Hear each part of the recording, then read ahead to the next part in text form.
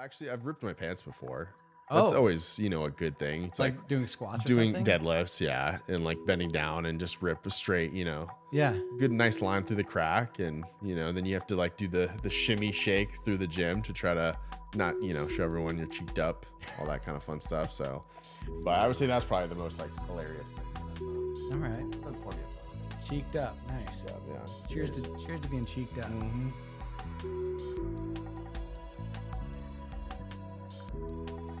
Welcome to the Kalm Down podcast. I'm your host, Morgan Smith, and today we're joined by Elias Proce, a man who is really good at torturing people, otherwise known as my personal trainer. On the podcast today, we'll talk about your journey in life and how your physical fitness adventures have taken a toll on your mental health or maybe improved it. I don't know. We'll see. Sure. We'll find out. So thanks for joining us today. Absolutely. Thanks for having me. I'm excited to not only torture you, I get to torture you at the gym, and now we get to have this torture, so it's even better. Yeah, maybe this time I get to torture you instead of the other way around. I'm excited. It'll be the first time. Yeah. And it's going to feel really good. First and only. Yeah, it'll be good for me. I don't know about you. Yeah. So thank you for being here. Absolutely. On a scale of 1 to 10, how nervous are you right now? Like a 2. Okay. Yeah. I used to be a fighter, so I used to get punched in the face. So after that, like nerves have kind of transformed into a weird thing for me. Okay. But I'm excited. All right. Yeah. Okay. A 2. Now, normally when people come in here, it's like a 5 to a 7. So I'm interested to tap into why it's a 2. Exactly. Okay. I know you say it's because you're a fighter, but I want to understand really what that means. Well, let's get into it. I love it. Let's get into a little bit of an icebreaker question. What is the most ridiculous piece of fitness advice you've ever heard? Oh, man, that's a good one. The most ridiculous piece of fitness advice I've heard. I mean, there's just so many ridiculous things floating out there. This one, actually, you and I have talked about. But the controversial thing of like women thinking that if you lift weights, that they're going to immediately become like Wonder Woman or, a female version of the Thor, is just very funny to me. Also on that same vein, waist trainers. I don't know do you know what waist trainer is? It's basically like a corset, and a lot of people think if you just really tighten up your waist, like with a corset, then it's gonna like the piece of clothing. In the gym, and you work out while you use that, it's gonna automatically give you a 6-pack. So it doesn't work. Next time I show up at the gym, I'm going to be in a corset. I'm going to get you a nice pink one. We'll put it on. It'll be a good time. Yeah. But you get to lace me up with your feet and everything. Yeah, just really tighten you up. Yeah. Okay. You'll walk out with a 6-pack. But that's probably the most ridiculous thing that I've. Is that based in any science at all? So, no. But in like a sense, you could say that by tightening your core, because it is causing you to be just constricted, that it can train your waist in a sense of just having to constantly be tightening your core throughout the workout. So in a sense, it can control like posture and stuff like that. But like if you think like, oh, I'm going to put this waist trainer, I'm going to have a 6-pack, it's just not how it ever works. Okay. So, all right. Yeah. Sorry. So no corsets for me. I thought that was the next thing I was going to do. Okay. I'm drinking protein shakes. I'm going out to the gym. I thought creatine and corsets. Creatine and corsets. That should be a podcast name. Okay. Well, now give us a little bit of a background about who you are, where you grew up, and why you're a physical fitness junkie. Absolutely. Is it okay to call you a physical fitness junkie? Yeah. Is that what you are? Yeah. I could get down with that. Yeah, absolutely. Okay. Where I'm from and my kind of a quick brief overview of my story. Is that what you want? Yeah. Okay. So I grew up in New Mexico, Albuquerque, New Mexico. If you've ever watched Breaking Bad, it's exactly how it was. So it was a fun testing grounds for me, I would say.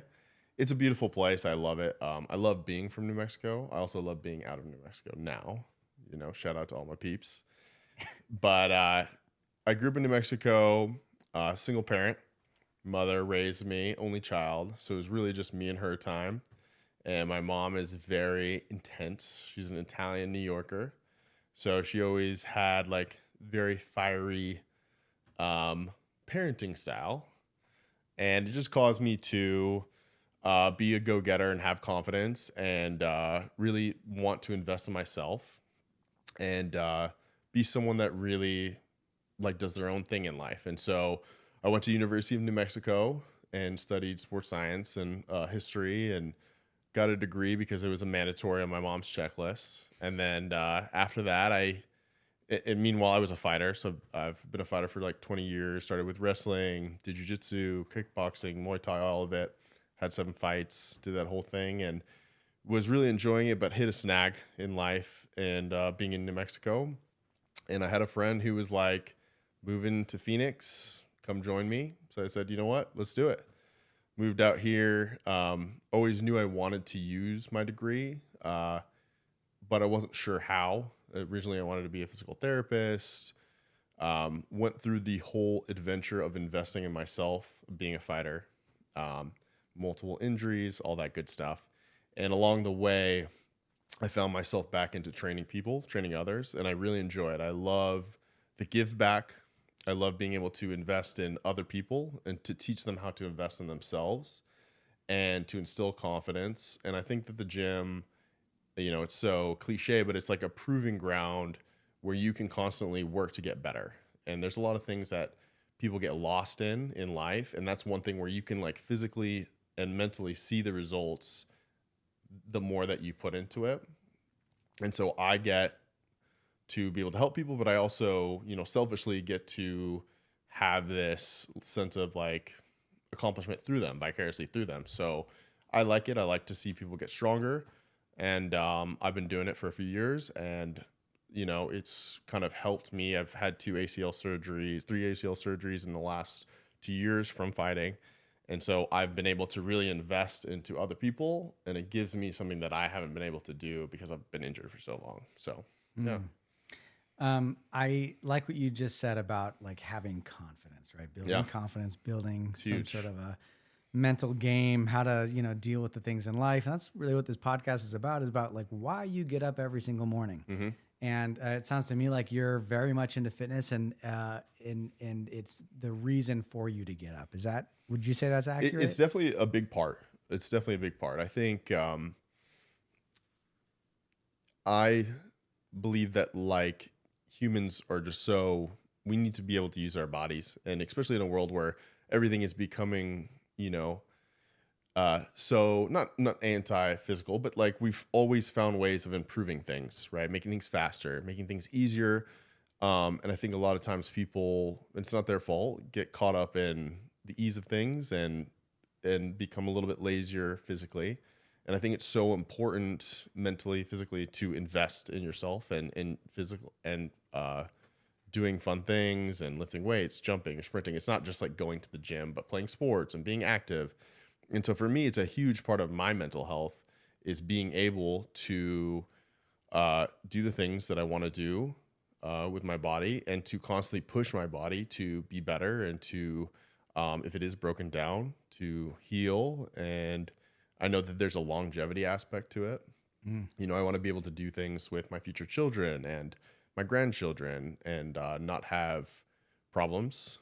But I also know that like when I work out, I get a little hit of dopamine and it feels good, and it helps me deal with things that might be pressing me down. Mm-hmm. So for me, it's absolutely something that I have to prioritize every day.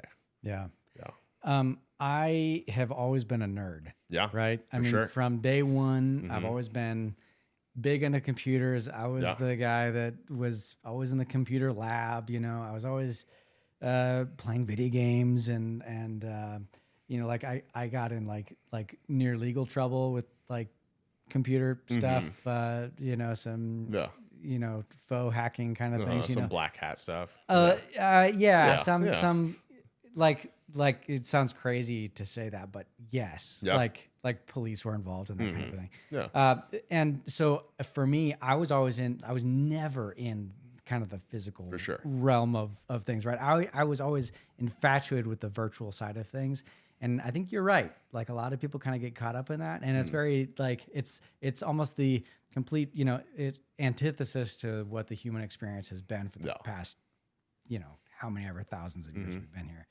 And one thing that I think has, in the past, I've tried to work out, and I did for a little while, But every time I've gotten back into it, the thing that's always amazed me is how nervous I am to do it. Mm-hmm.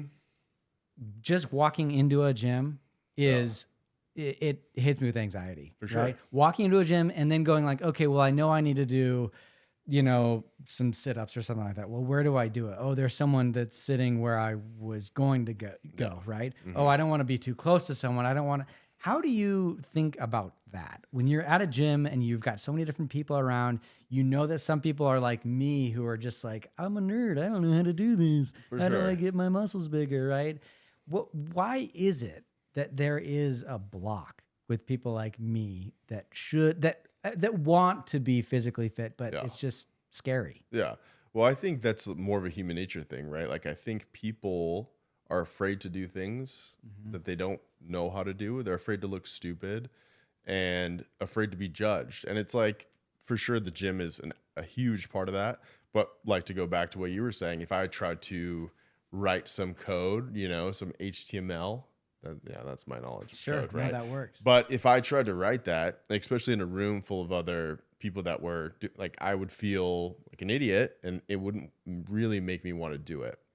And I think people, especially like from sports, and like you talked about your upbringing, people get really, sports are so competitive. And so sometimes people don't really love that competitive aspects, and they attribute like the gym to that, where it's like, I don't want to be judged. I really wasn't really good at sports, so I feel like maybe I won't be good at this, and then it's kind of written off. But there's so many different things that you can dive into, that you can do with your body, and you can compete against yourself. Now, with that being said, people usually don't have that. And like, to go into what you're saying of like, you go to the gym and you feel so self-conscious, that's a huge thing. And you have to learn to overcome that. And just remember that most people in there are there to improve themselves, right? So they might be thinking the same thing about you. Like, well, look at, they're judging me, or look at him, he's seeing me struggle with this, and I feel bad about that.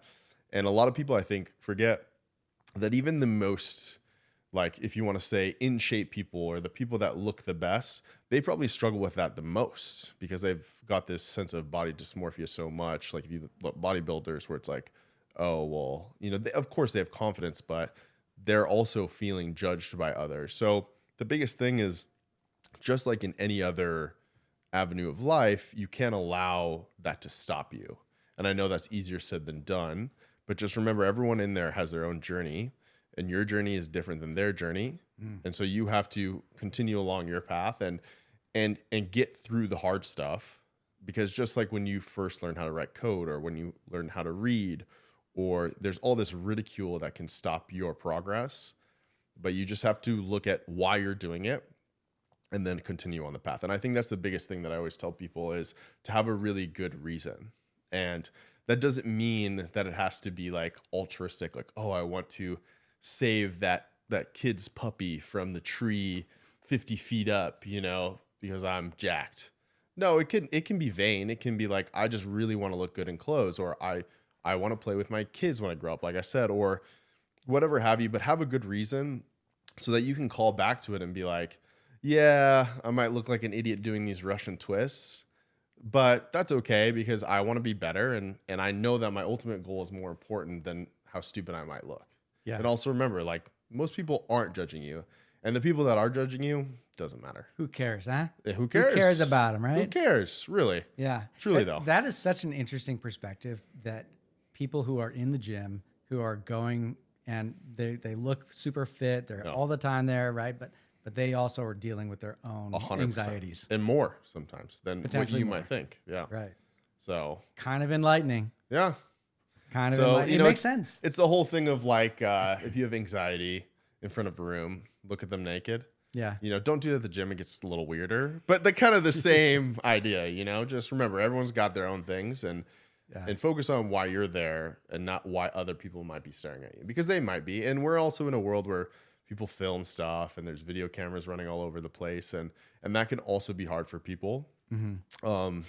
Just be courteous, be calm, and ask people, hey, could you not film here, or go to a different area? And that's what I would say, if you're really feeling self-conscious. And also, the biggest thing about gym is, like, if you don't know what's going on, ask people, talk to people, communicate. use it at your community to help you get better, because a lot of people in the gym might look scary, but they're usually approachable. Yeah. So I think I look scary, but I always tell people you can ask me questions. I will say you're probably the most approachable guy Yeah. I've met in a gym. I appreciate it. Yeah. So, yeah. I don't often ask people in the gym if they want to be on a podcast. So, yeah. Hey, I'll take it. Today I've made one of our kavas from Cool. Calm with Kava. It's Malakula Buang. This kava is it's a very a lot of people classify kavas into the heavy or heady categories, right? Okay. So ones that'll kind of make you melt into the couch, or ones that'll make you more kind of uplifted, more euphoric, or sociable, right? Yeah. This one is specifically known for being very heavy, meaning it has a lot of like muscle relaxant properties. It's very sedative. It's very just it'll just make you kind of really mellow out. So I've made some for us today. Would you like to try it? I would love to try it. This is a no pressure zone. You Yeah, don't of have course. to. Yeah. You're good? I'm good. I'm All right. ready. So I got you a shell there. Cool. And I also brought some chocolates here in case you want to, have a little chaser afterwards, because I think I'm okay. kava doesn't taste great. Yeah. We also have some water here. Anyways, I'm going to shake this stuff up. Now, you have had kava once before. I've had it twice before. You've had it twice I've now. had it twice now. Yep. I'm a real pro. What are your experiences so far? I've enjoyed it. I've really enjoyed it. I think it is a unique experience to me. But so far I enjoyed it enough to try it again, and I think it relaxes me to a point where I don't feel too like tired, but I feel more social, and I've enjoyed my time so far. But again, Okay. I'm not an expert, so No, you've had like one serving at a time? Or... I had one serving at a time both Okay. times. Yeah. All right. And I enjoyed it. Well, we're going to have, so this might be stronger than what you've done in the past. Okay. I don't know. Maybe not. We'll find out. Yeah. There's yours. And Cool. now I don't know how you've done it at home, but basically you're supposed to just take this all in one quick. Just a big chug. Got it. Anyways, cheers, my guy. Cheers. Dink it.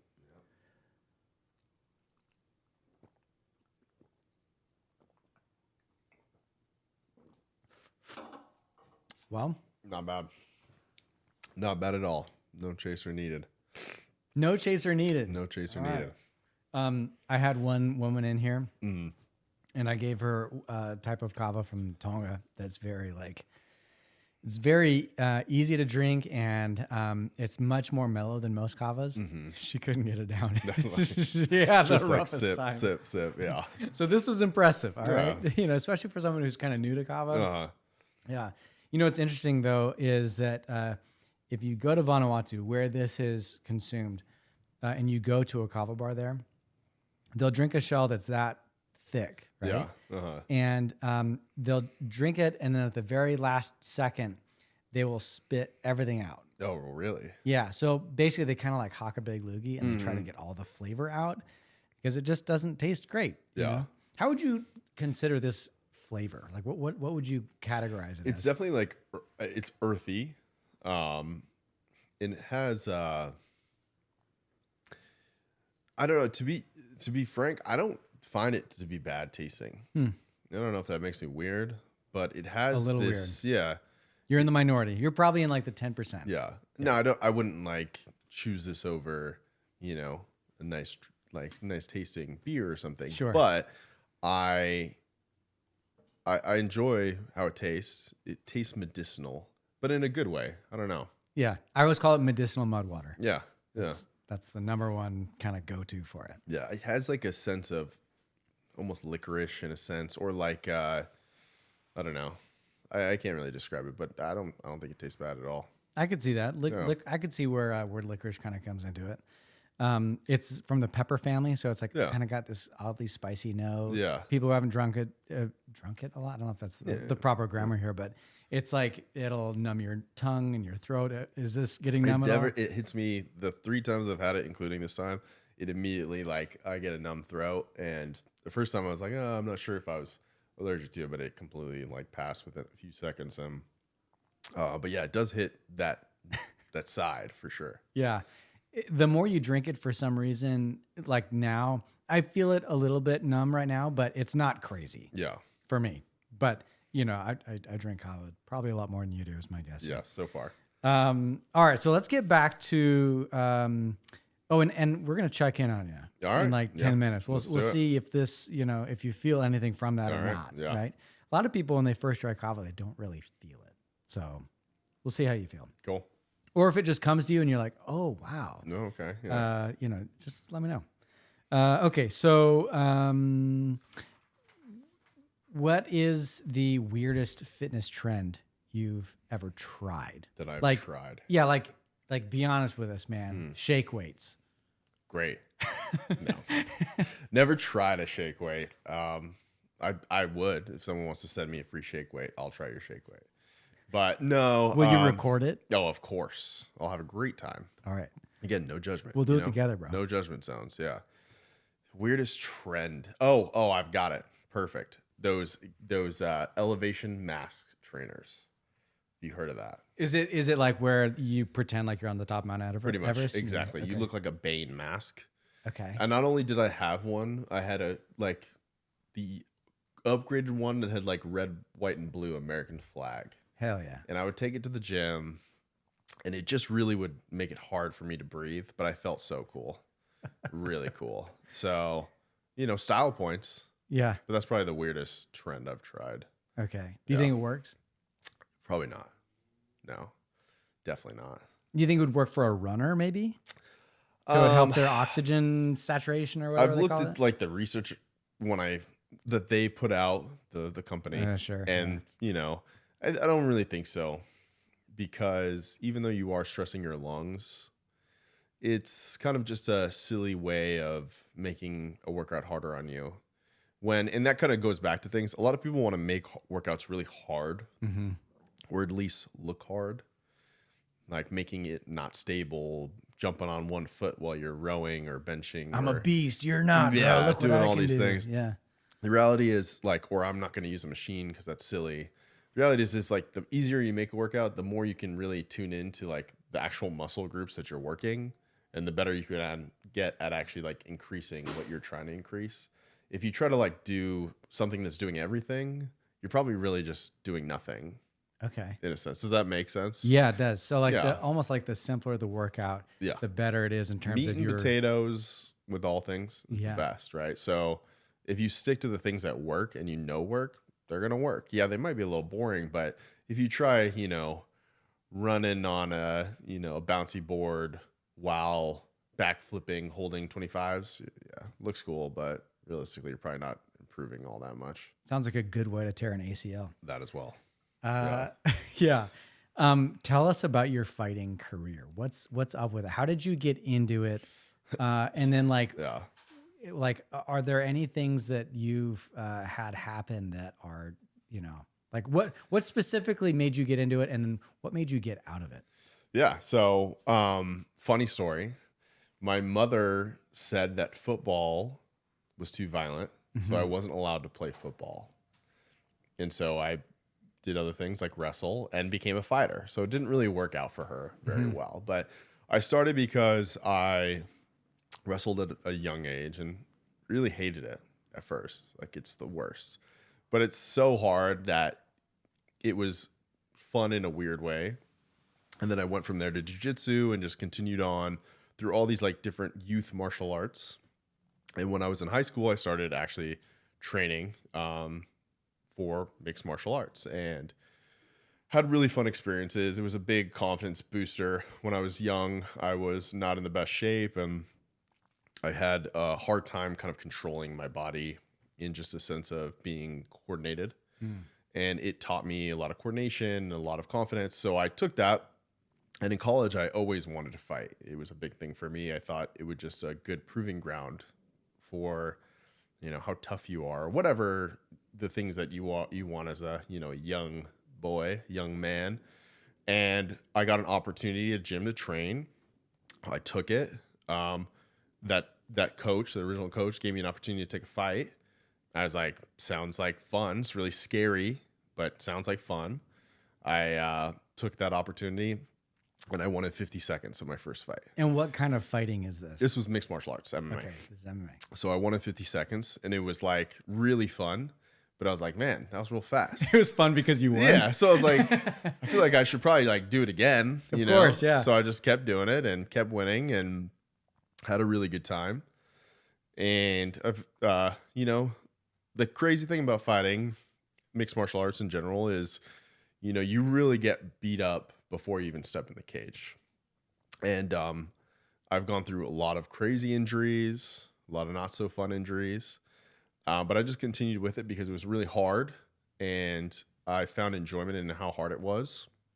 And also there is a level of like flow state that you can achieve in mixed martial arts because you really shut your brain off, and you have to go with what is ever happening in the moment and kind of really be reactive and flow. And I really enjoyed that because I have a very hard time quieting my brain. So I like that. You're kind of tapping into like some animalistic sort of, for sure, like early caveman. I have to survive here kind of a thing. 100%. Is that what you're saying? You're turning off a part of your brain. Also, you ride this wave of like adrenaline.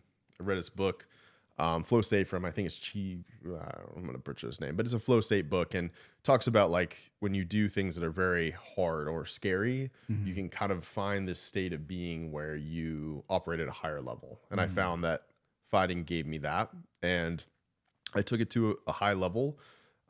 Practiced out here in MMA lab with some of the people that I grew up watching, Benson Henderson, who's my good friend, and Jared Cannonier, who's top 5 middleweight, and trained with them and had a great time. And why I haven't done it in a while is because I was helping my friend Eric Anders, who's a UFC fighter and played football at Alabama, train for a fight. And, it was just a weird situation. He went for a very normal takedown. My foot stuck in the ground and tore my ACL, my LCL, and my meniscus. Had a surgery. Didn't really help. Had to have a second surgery, and I've had to have a third surgery. So, oh my gosh. Yeah, it's been brutal, but I've been through a lot of injuries. Like I said, like I've torn my Achilles twice. I've broken numerous bones, punctured eardrums, concussions, what have you. So, how's your relationship with Eric right now? That's great. Yeah, it's great. He actually just beat Chris Weidman. So shout out to you, Eric. But yeah, no, it's fine. I don't hold any resentment because, you sign up for that, and it's a part of it. It's also, I've always had this mindset. It's like, if you do hard things, it's fun to kind of get past, like rewrite the story. And this is a big story for me. And so I'm enjoying the process of, coming out on the other side and having that story to eventually tell other people and my children and whatever, and be like, I went through a real hard time, 3 knee surgeries in 1 year, and I kept pushing and kept looking towards, the bright light. And if, just having that story to tell is more important to me than being like, oh man, that sucks. So, yeah. Does the, I imagine that in those circles, right, there's a lot of theatrics, right? Like, for sure. Dana White gets up there and he's like, these guys are killers. They hate each other, right? But I have to imagine that behind the curtains, these guys have to have immense amount of respect for each other. Yeah. Is that true? Or sometimes. I'm sure there's a lot of hatred for sure. Between some guys. I think people can appreciate the other person's skills. Yeah, they respect them mindset. as a fighter, but not necessarily as a person. Yeah. And I think a lot of times that happens. And that can happen even if you train, because everyone doesn't need to be a fighter, but I think it's important for people to kind of just maybe even dip their toe in it and try, whether it be like jujitsu or what have you, because it is like a really cool way to bond with another human and to have this like type of competition that you would never really have. And there's a lot of respect, especially in jiu-jitsu, and you can learn to really like appreciate someone and become better friends with them when they try to choke you, you know? So sure. But it's a weird thing, but it is interesting. It's cool. We're talking about MMA, right? Yeah. For sure. Okay. Yeah. All right. I just want to make sure, man. Yeah. I don't know. You could have just changed the conversation immediately. How, like when you first started training, I imagine as a young kid, you're getting into wrestling.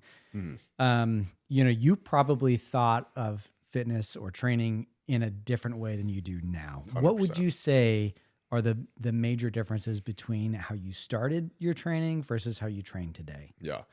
Well, I would say when I first started training, I was obviously younger and more brash, and I felt like I could accomplish anything. So I trained very, very hard. I put my body through things that didn't really necessarily need to go through, like, for example, deadlifting a ridiculous amount of weight with horrible form, really putting stresses on my back, doing things that weren't necessarily the best, or if I was tired, it didn't matter. If I was tired, my body, my mind, it didn't matter. I would still get in the gym and try to do as much as I could, and I would put myself in a lot of risk for injury. And nowadays I've learned that slow and steady wins the race.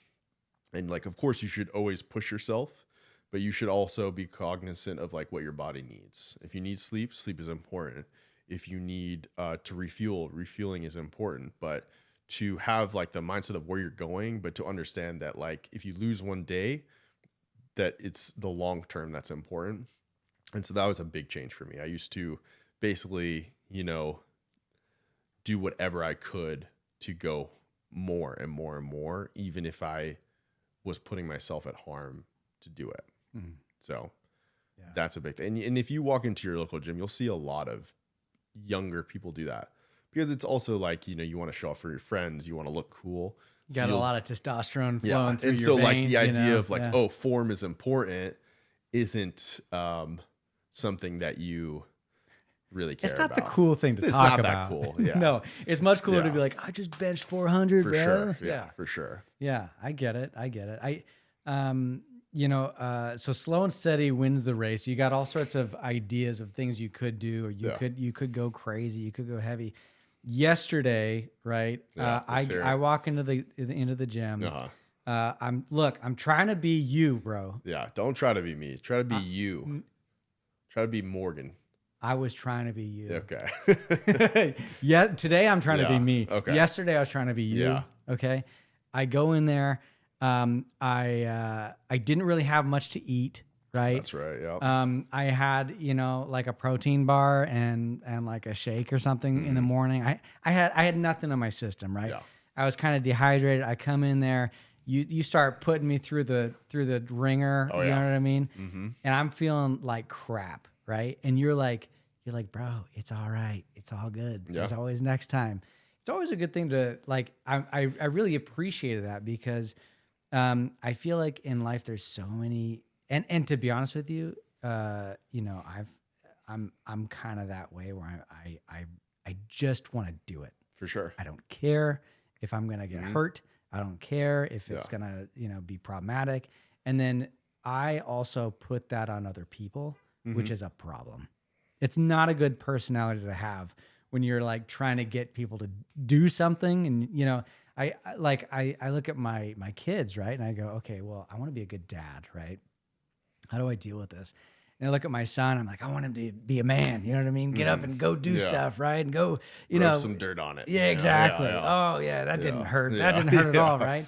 And I just want to say, I feel like those are a good reminder for me to be like, okay, I need to like take it down a notch. For sure. It's not a big deal, dude. Yeah. It matters about, 2 years from now, 3 or 5 years from now. Exactly. Not necessarily today. Yeah. Right? I think that's a big thing with, and not only new lifters, people that have been experienced in the gym, or any type of physical activity. A lot of athletes are the same, but I think people always want to like win the day, and they get so frustrated about like things that don't go their way or situations that aren't completely in their control, and you can spiral. You get really upset about it. But the big thing is like, of course, it can be very upsetting if you're thinking short term, and like, you ruined your day. Like, you didn't eat very well, and now you're at the gym and you can't lift that weight that you easily could have lifted last time, and that's very frustrating. Except it happens, and what's more important is long term, right? And hey, next time I'm just going to eat a little bit more. I'm not going to beat myself down about it, because I know that I've got so many more lifting days ahead of me that I'm going to get to my goal, and then probably get there and reestablish a new goal. Mm-hmm. So it's okay. And so it's easier said than done, but I think it's okay to like allow yourself to have those situations, because they happen, And for you to beat yourself up, it's like you had work, you had things that you had to do. It's okay. Next time we'll get after it. We'll still get to your goal, right? And you don't need to be upset about that because we're going to get it. That's kind of how I feel. Now, if it becomes a habit, well, then of course there's an underlying problem. Why are you allowing yourself to be neglected so much that you just won't eat no matter what? Like, what stresses are you allowing to dictate your day? Now that's a bigger thing that we need to figure out. If it's one day, don't beat yourself up about it. It's okay. You know, it's an interesting parallel for life in general, right? So many people beat themselves up over what happened today, right? It could be anything, right? Maybe you made a wrong turn at, when you're driving at Albuquerque. In Albuquerque, you just found some of that blue stuff. You had a problem, right? I mean, like, seriously speaking, right?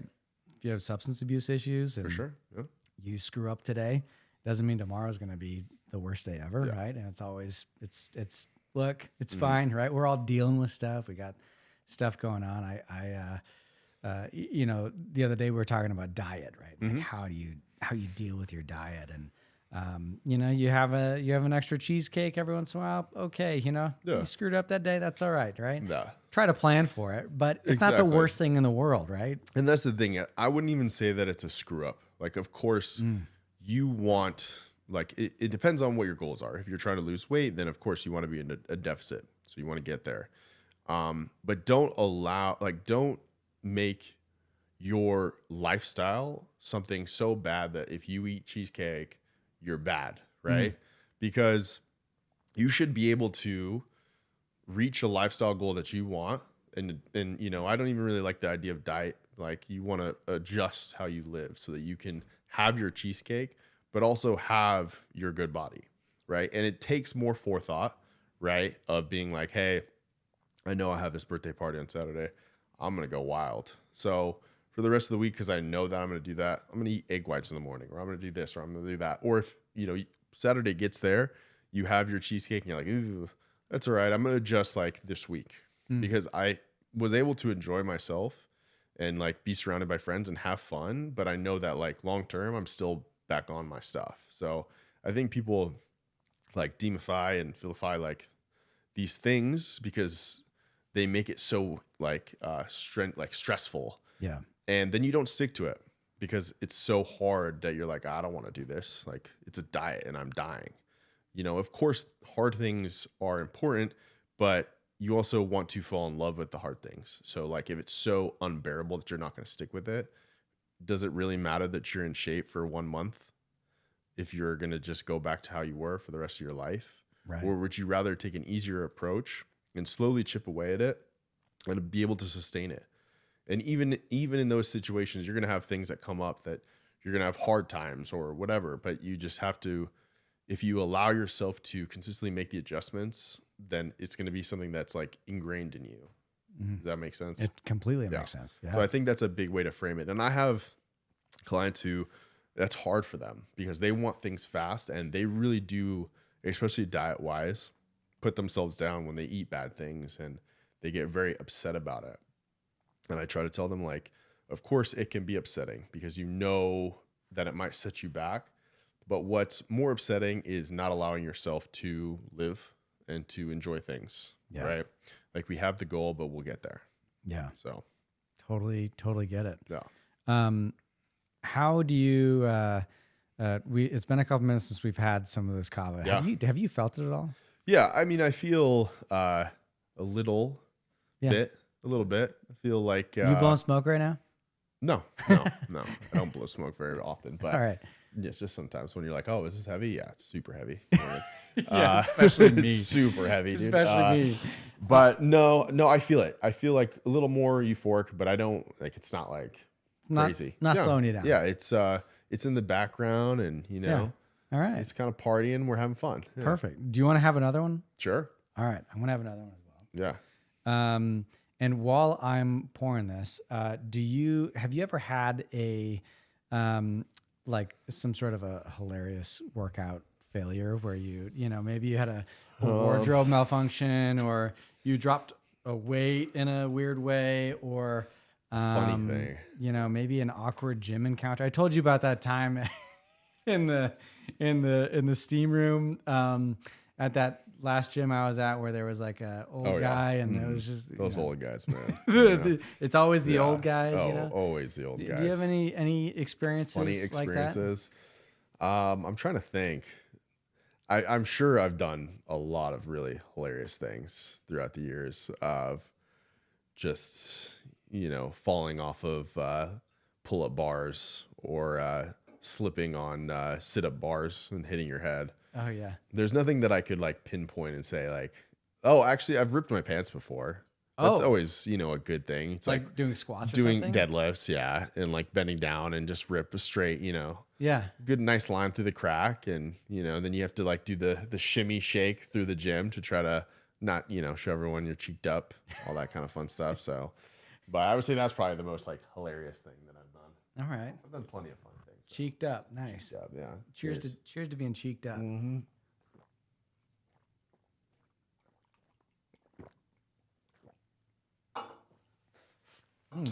All right. He's probably not gonna love that I say this, but I have a funny story about your brother. Oh, yeah. Okay, so you train both my brother and some other family members. I do, yes, And, the whole Smith clan. And you haven't signed like an NDA or anything with him, so you can say whatever you want about him. So your brother Nick was doing back to sit-ups one time, doing sit-ups on a very highly elevated sit-up thing. Are you trying to give him more credit than he's due? Yeah, but I mean, it was great. It was huge, high, really Big, high. really big, yeah. And I think he was like trying to gracefully slide out and just like completely slid straight onto his head, which was very funny. Yeah. But your brother works very hard, Yeah, but that was just really funny. Yeah. So, All just right. sprinkle that in. Anytime I can make fun of Nick, I'm down. Uh-huh. Most people say that, well, I don't know if most people, but a lot of people say that exercise is just as much about the mind as it is the body. Would you agree with that? 100%. Yeah. And I think it is. You have to really be able to tap in and to be mindful and be present. Because a lot of people can rush through workouts, and it's better to do something than nothing, but it is really important to be able to connect to your body. And that's why mind muscle connection is important. It allows you to grow and develop and to be more coordinated and stuff like that, which takes time and it's harder to do. But in a general sense, right? Not just in the gym. I think your mind, just like, other muscles, is something that you constantly have to be training and to be putting through controlled stresses so that it can improve. And I'm a big proponent of like reading and diving into that world of like, mind gym and to improve yourself in that way as well. And emotional and spiritual, all those things. I think it's important to put stresses on them so that you can improve them long term. Yeah. Do you, whenever you have a stressful day, what do you do? I think whether it has to do with the gym or not. Yeah. It could be anything. So it depends. Like if I have a stressful day and I have the ability to go to the gym, then I love to be able to pour out whatever has been stressing me into myself and to allow myself to use that, especially with martial arts and the gym and all that kind of stuff. If I have a stressful day because of the gym, because that happens sometimes, I deal with people and personalities and all that kind of stuff. I'll go home and I will try to disconnect as much as possible. I'll throw on some TV, I'll throw in some computer games, I'll spend time with my girlfriend and my dog, and I will just zone out and I will let everything just happen around me and be there. That's kind of what I do. But if I can allow the gym to be my way of getting through that, then I will.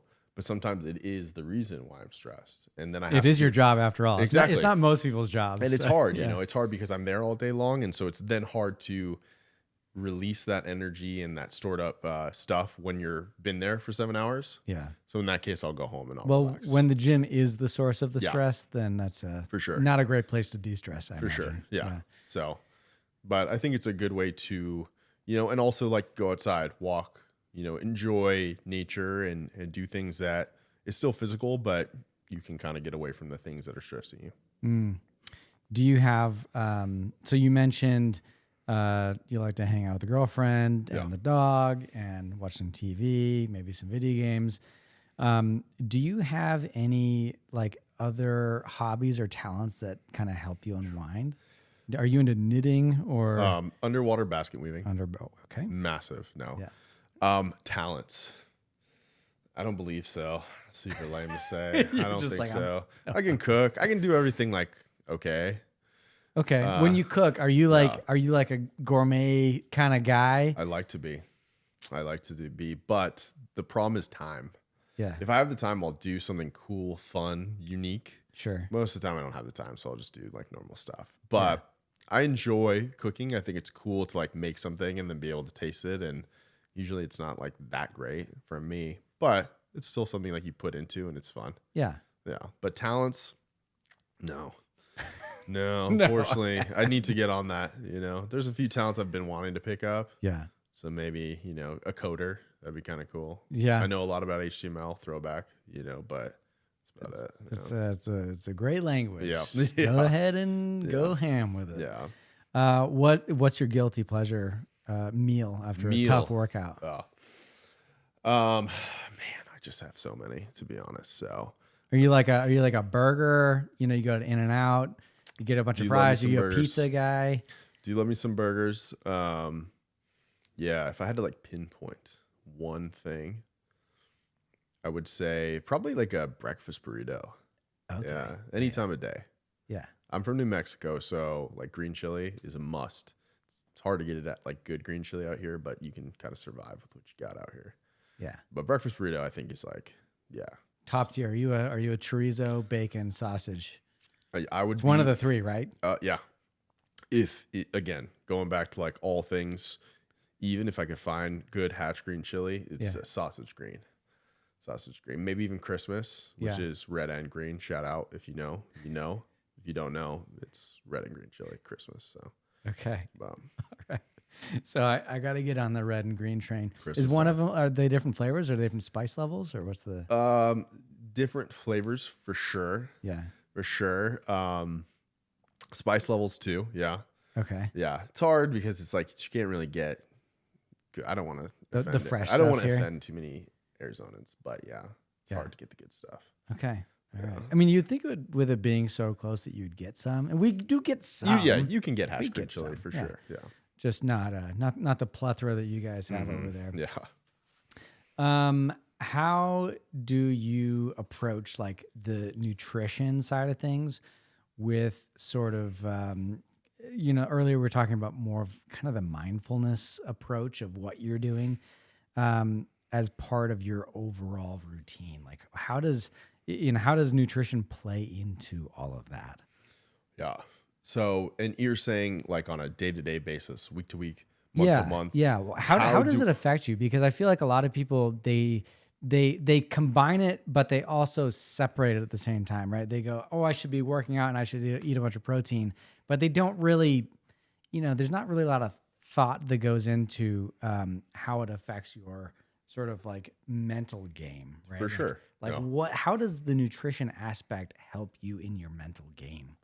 Well, I mean, it's big in everything, obviously. I think people underestimate how their nutrition can affect them, like with stress and things like that and sleep and all these things. But nutrition is so important because I always have this analogy when I'm trying to bring new people into loving working out where, obviously you have to work very hard to get your goals. But it's also, you have to be consistent with achieving like the nutritional goal, because if you're building a house, it doesn't really matter how many workers you have, how much wood you have to frame it. Mm-hmm. If you don't have like the material, right? So going back, sorry, I said that wrong. But if you have a lot of workers, you need the material. So like protein is super important to build a muscle, but it's also important for everything else, mm-hmm. right? As well as fats and carbs. So all of that is very important to live your best life, to be like optimized. I hate that word, but in a way. And so it should be something that you shouldn't have to like focus on 100%, but like have it kind of running in the background of understanding, well, I need more protein, or I need more healthy fats, or I need more carbs. Like a big thing for people is I think they like vilify carbs or whatever. They've done keto, or they've heard to do keto once. And so now it becomes their personality. And of course, if that's what helps you, great. But at the end of the day, it's just a tool to be used in order to achieve the ultimate goal of being in a caloric deficit, if that's what you want. Some people want to be in a caloric surplus because they want to gain more muscle, more weight, anything like that. But I think for me, right now I'm the heaviest I've ever been. No, that's not true. Not heaviest, but I've ever been. But the heaviest I've been in a while. I'm about 260 pounds. And for me, it's hard because I have this knee injury. So a lot of things that I normally would do to burn the calories hasn't really been something I've been able to do.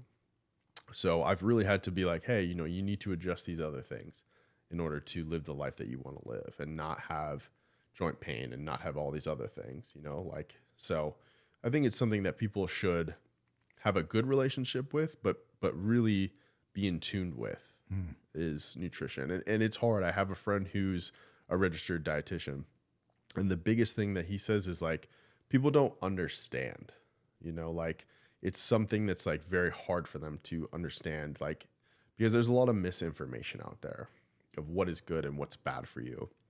And it's really hard to plan your diet and plan like how you want to achieve it when you're hearing all these conflicting things, when, our schooling system really isn't the greatest. We did the food pyramid for such a long time, and now it's my plate. But there's just a lot of misinformation. So people, it's hard for them. So it's hard for them to like learn what is important and why it's important, what the functions are and all that good stuff. So. Got it. Yeah. What is the number one thing you would tell someone if they know that they need to make a change, they want to make a change in their diet? What is the one thing that they need to look at? I would say the number one thing is to have a plan, to have a goal and have a plan. Because just saying, hey, I want to look good in my wedding dress, or I want to look good in my tux, it's very hard to get there because it's not quantifiable. It's not quantifiable. Right? Exactly. Mm-hmm. So if you say, hey, like, I really want to lose 10 pounds, or I really want to gain 5 pounds of muscle, that's easier to work backwards from. And so I think that's the biggest thing, is to understand. And if you don't understand what you think you need, ask someone who does know and allow them to help you, right? There's so many different resources nowadays to be able to get your goals. And if you don't know what to ask, have someone help you. But I think that's the biggest thing, is to have something to work backwards from is huge. I imagine that's like in general, right? Whether it's diet, whether it's being in the gym or anything, if you're starting any type of journey, right? Yeah. Creating a goal that's achievable that you can work towards and create milestones to get that goal. That's how you stop yourself from being overwhelmed. Yeah, exactly. And that's the whole point, right? 100%. You don't want to burn yourself out. Yeah, 100%. And, you're going to burn yourself out if you don't have something that's quantifiable and achievable and actually has like a Right. end goal in sight, right? Yeah, and then that you're making progress on it. So a lot of times it's hard if you're just because if you have the mindset of, I just want to look better, this idea of better is always going to change as you continue, which isn't a bad thing, right? Like, you might lose 10 pounds and say, well, I could lose 15 more, I could whatever, but you have to have your win. So like, understand like, hey, I'm going to lose 10 pounds. I'm going to reassess. I'm going to change some things if I need to change some things, or stick with the plan and keep going. Yeah. If that answers your question. Love it. Yeah, no. If you could tell your younger self one thing, what would that be? Enjoy the ride. Have you not enjoyed the ride? No, I have, but I wouldn't change anything. I wouldn't give myself any nuggets of information. I would appreciate who I was back then and have a conversation, and then I would just let it ride and let it roll. 'Cause I think, I love who I am now, and I love all the trials and tribulations that got me here. So, I don't think I would tell them to change anything or have any conversations like that. I would just enjoy the person that I was and, let it go. So Perfect. yeah, I think it's cool to, I love who I am now. I know by no means am I the best version of myself or like perfect or, like so badass. Like I don't have like that much hubris, but I like who I am, and I work hard to make myself like a better person every day. Again, quantifiable, whether it's reading books or doing things that I think is hard for me, to try to improve, working on the hard things. But I think it's important to like yourself, and to really allow yourself to be who you are. And I think that's really hard for some people. Well, I think it's hard to be like, I like myself, but I also hate this stuff about myself. So I need goals to fix myself. Right. Well, that's kind of true. like a weird thing, Well, right? yeah, for sure. But you can like who you are, but like who you're going to be even more. And then when you become that person, like who you're going to be even more after that. Like, so I agree, but I also think that it's important to be who you are and to be accepting of who you are, and like like, of course, there's things I'm sure everybody doesn't like about themselves. Yeah. But I'm sure there's a lot of things that you do like about yourself. So you're super funny. You're like the next coming of, who was that comedian that we said? Norm Macdonald. Yeah. So, I mean, that's awesome, I don't know about that. Yeah. But so I think like, of course, there's things that I want to be better at, and I will work hard to get there, but I like who I am now, and I like who I used to be. So I think it's like important to enjoy those things. I don't know. Yeah. Yeah. Yeah. I mean, that's a pretty cool thing to remember, though, right? It's like we all have things that, we might want to improve on, but you have to take time to go, I'm actually pretty good at this or that, or think you have to think highly of yourself in some way or For sure. And if you can't find it, man, you got to have someone around you who can help you understand what 100%. those things are, right? I had a lot of, sorry to cut you off. No. I had a lot of family members that were like close to me die when I was younger, like 15, 17. I had like a few cousins that died, some uncles. Terrible. And it was horrible, but it really made me realize like life is so short, so finite, that you really have to find enjoyment in things, and you really have to like yourself and to love yourself and to love others and to put yourself out there. And so I always like told myself like, I'm going to live for my cousin Jonathan and for my cousin Charlotte, because like they died at such a young age. They didn't get to experience the things that I get to experience now. And so I think it's like, it's so awesome to have the life that I've lived, even through the hard times, even through the surgeries, all that stuff, because it's like a story. It's a page in a book. Like it's a story. And if you've ever read any good story, there's lots of trials and tribulations. Like when was the last time you read a story that it was just like so perfect? It'd be boring. It's super boring, right? Yeah. Like you have to get through Yeah. those things. And it's like the hero's journey, right? Joseph Campbell. Yeah. So it's like going through like the Luke Skywalker. It's going through the hardships, having people push you through, doing all these things to get to the end of the story. So Yeah. Well, shout out to Charlotte and Justin. Absolutely. Yeah. Did I mess up their names? Yeah. It's okay. Don't worry about it. Charlotte John. and Yeah. John. I'm Jonathan. sorry. I might have said John. Justin. I hope I didn't. It was probably John. Yeah. I'm just an idiot. Yeah, Jonathan and I'm Charlotte. sorry. Yeah. No, I mean, I've lost very good friends of mine, and my wife is a nurse, and she comes home every night from her night shifts, and she always says, I was taking care of this patient who, was going through X, Y, and Z. They're, 25 years old, and they probably won't see, a couple more years, right? Or, people that are younger than us or our age, and going through some really, really terrible times. And it's always a good reminder that, we are lucky. 100%. And tomorrow is not guaranteed, and we have to appreciate today. And so, I appreciate you sharing For sure. the stories about your cousins, because I think all of us have had that, right? Yeah. And we should live for them. Exactly. And it's a product, we're all human. We all have those experiences, but I think some people can be very, like, it can be hard for them to deal with those things and not allow it to increase their value of life. And I think that's important, is to understand like, hey, you're here and you should live for the people that you've lost and continue to write your story. So Yeah, I love it, man. Yeah. Love it.